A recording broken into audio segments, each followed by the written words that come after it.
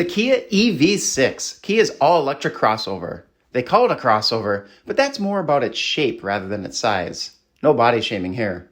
It's about as long as a Toyota Corolla, as wide as a Corolla, and only 3 to 4 inches taller than a Corolla. But it does look nice. It's the sibling of Hyundai's Ioniq 5, which is the Art Deco throwback built on the same platform, Hyundai's E-GMP. Unlike the Ioniq 5, the EV6 blends in a touch more with current ICE vehicle designs. They throw in an added style element with a design line running from the bottom side of the car, through the back as a tail light, and finishing on the other side. It's a fun feature if you want your car to stand out a bit more. Other fun and notable exterior features include the little roof spoiler, a bold rim design, a meanish but not too mean grille, and flush door handles. This is Kia's first dedicated electric vehicle, since the all-electric Niro was modified around a gas car. The car you see here is the Wind rear-wheel drive trim. The EV6 has many trims with various configurations between all-wheel drive, rear-wheel drive, and various battery sizes, providing a good number of options to suit your needs and with decent range numbers to boot. These range numbers are very accurate to real-world range and compare very favorably among competitors. Speaking of competitors, the EV6 is priced well, with ranges from $41,400 to over $60,000 fully loaded, before federal and potential state-level tax credits, of course. Before we go inside the car, I need to go back to the name of the car. The name of the car is fine, I guess. I get that Kia is starting a new naming structure for its upcoming electric fleet, ranging from EV1 to EV9, but names that are organized and based on numbers take some of the romance out of car names. Although, the EV6 lends itself to some potential good nicknames. Perhaps just 6 as an homage to 6 from the TV show Blossom, or the TV show The Prisoner, or not so much as an homage and just 6 because you like the sound of it. You could also swallow your pride and go with EV6, as in the band, or maybe you're more into the Far East movement vibe and go with like an EV6, like an EV6. Okay, that's pretty brutal. What are your best ideas for a pet name for the EV6? To get inside the car, you can use your phone to unlock the car, but you will need the key fob to start and drive the car. The fob, of course, can lock and unlock too, but it also has a very unique feature. You can drive and summon your vehicle. Okay, driving is a bit of a stretch, as you can only go forwards and backwards, but you can move your car while you're outside it, which might be helpful to get the car out of a tight parking spot. It can also be used with the parking assist feature. You can have the car park for you while you're inside the car like many other cars, but the EV6 also has the option to do park assist while you're outside the car. Perhaps if the space is too tight for you or something like that. I did not get any first-hand video of this in action, but it does work. Albeit it's pretty clunky and parks like a first-time driver. Jumping inside, you will find one of the best car interiors out there today, especially at this price point. Beautiful dual screens, sweeping dashboard, excellent steering wheel design, a large and very practical center console, and a large back seat. The overall design and utility of the interior space is perfectly balanced, as all things should be. There are a larger number of buttons and controls, but it doesn't feel like it, and I don't feel overwhelmed in the slightest like I was a little bit in the Kia Niro EV. Kia has done an amazing job on its first foray into their fully dedicated EV lineup, which bodes well not only for this car, but for others to follow. Look at the practicality of this center console. Let's start by actually looking under it. Tons of smart storage here and various methods to power and charge electronics. Then up above you have a covered storage area, cup holders, and a wireless charger. This is also where you start the car and select a gear via this large dial. You can also set your auto hold preference here, parking assist, and on the front end you will find controls for heated seats, heated steering wheel, as well as ventilated seats. Pretty standard controls can be found on the door and to the left of the steering column, including a button for opening and closing the charging port. The steering wheel area is like a poorly cooked steak. It's well done. Through the wheel is a gorgeous view to the driving screen. There's standard driving, music, and infotainment controls on the wheel itself, as well as the familiar controls on the left and right stalks. Before getting to the driving display, there are a few paddles of note. First is the thumb paddle on the lower part of the steering wheel. This paddle toggles between your 3 driving modes, Eco, Normal, and Sport, which, as with other cars with drive modes, do what you'd expect in terms of energy consumption, performance, and suspension. But wait, there's more! There is a 4th drive mode called Snow Mode, which limits power and regen braking for control, even if you have a rear-wheel drive version. And Snow Mode keeps both motors engaged in all-wheel drive if you have an all-wheel drive version. Snow mode is officially EV Up North approved. The other two paddles are tucked in front of the two stalks, and these are to set the amount of regenerative braking, going from coasting like a gas car to going towards one pedal driving, as the regenerative braking will slow and stop the car very well, once you get the feel for it. But beyond these paddles and the stalks is the driving screen. This actually has a lot of info, with the bulk of the real estate taken up by three main graphics. On the left, there is your speed. On the right is a graphic showing energy usage and regen.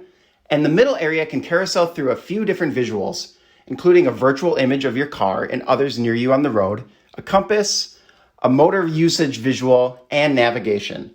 Besides the main graphics, this driving screen also shows things like your battery percentage, driving mode, efficiency and torque, auto hold status, the level of regen braking, warning lights, cruise control, lane assist, speed limit, and more.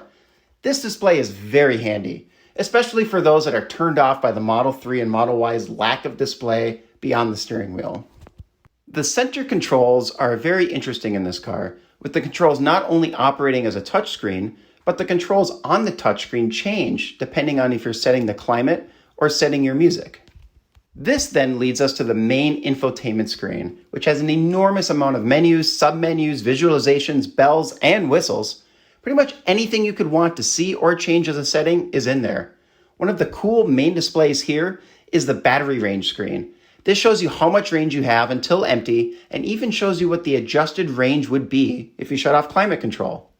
Also, the EV6 comes with a walk-around and aerial view of the car and its surroundings, almost like a third-person viewpoint in a video game. It's a very cool feature to help with any blind spots you have when you're actually trying to look around the car for yourself.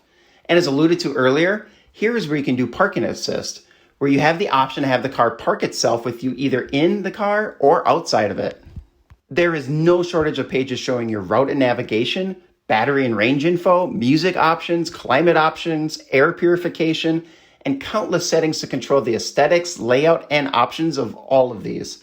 This is a fantastic system and it fits the car very well. Attention parents, road trippers, and carpoolers. It's time to look at the backseat and storage of the EV6. The backseat is huge, more than enough room for my 6'4" frame for my head and legs. Kia really made the most of the space in here to provide ample room. Average amenities in the back seat with a fold-down armrest with cup holders, climate vents on the sides, and handy USB-C chargers on the inside part of the front bucket seats. Also, there is another charging option near the floor of the back seat. In the United States, you get a standard 120-volt outlet. The seats fold down nicely while in the back seat, but they also fold down from the trunk. Going to the trunk, you can see a good-sized trunk here. The trunk floor is large, but the height of the hatchback is a bit lower, making it a little harder to haul taller things and objects that aren't as two-dimensional. But if you fold down those seats, there is a lot more available space. There is also a little extra storage under the main trunk floor area as well. Now, with the EV6 being the first Kia EV on a dedicated EV platform, that means the Frunk is fully available for storage, right? Well, not quite. But there is a nice little box to throw some things in. And I think the Frunk looks a little bit smaller here compared to, say, a Tesla or a Mach E, because the other components are not nicely covered up by some stylish plastic. Kia's slogan is "Movement that inspires." While the movement of this car is good to quite good, I'd say, the handling, feel, and comfort are all above average in what you'd expect at this price point. It feels solid and well built. If you're more interested in the thrill factor, this trim has 225 horsepower and goes 0 to 60 in about 7 seconds. But the new GT version that comes out in late fall of 2022 touts 576 horsepower and a 0 to 60 of 3.4 seconds. That 0 to 60 is very close to Model 3 performance numbers and exceeds Model 3 performance horsepower numbers, at least according to dyno testing results. That is fairly inspiring. Charging.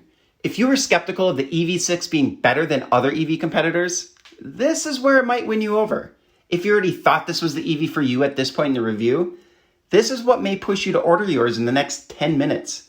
Even though the vast majority of EV owners do the vast majority of their charging at home, the ability to charge quickly and conveniently outside of the home is a huge physical and mental hurdle for EVs to become the norm on the road.